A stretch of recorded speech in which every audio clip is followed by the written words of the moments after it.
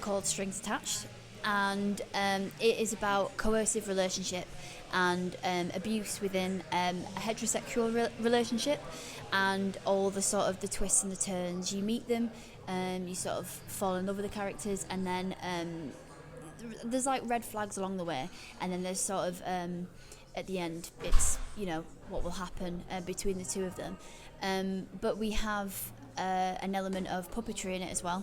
So you'll sort of see it initially, and then gradually there'll be elements of the puppet again, and it's sort of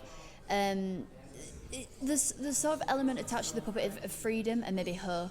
We're both not involved with puppets. That's the thing, is you're more of a physical performer. Your back job, a lot of physical performance, and my time at drama school exploring characters. So I think we wanted to bring a two-hander together that wasn't just like every two-hander that we've seen before. We didn't want it to just be like the buddy story where they're friends, then something happens where they break up and then they come back together.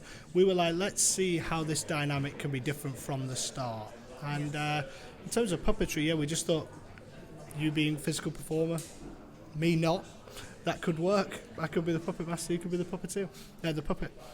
But really the story's not going to be too much about him and his backstory and being a puppeteer. I think it's more about power in relationships and how that can often be abused, particularly by men in heterosexual relationships.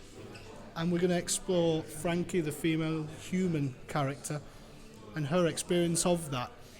Whether he's a puppeteer or not, I don't think personally it matters too much, but that's all ultimately up to what the audience interpret from the piece. It's another place where Rufus sort of puts his energy. So I think it's obviously going to be played by myself. So I'll be the puppet and Frankie. But he is a puppeteer, he's a touring puppeteer. He goes around the country doing his show. And so that's the sort of light-hearted element of it. And so it's, for him, it's his sort of outlet. Like that's what he loves, that's his passion.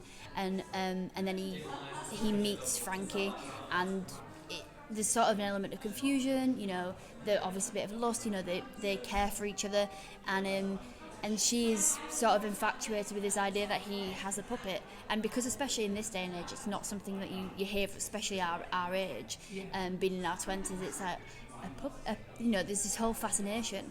So and he's very proud of it, but he has probably had more experience with puppets than he has with a romantic sort of partner, and so this is a new area for him, whereas for her it's a new area discovering this puppet.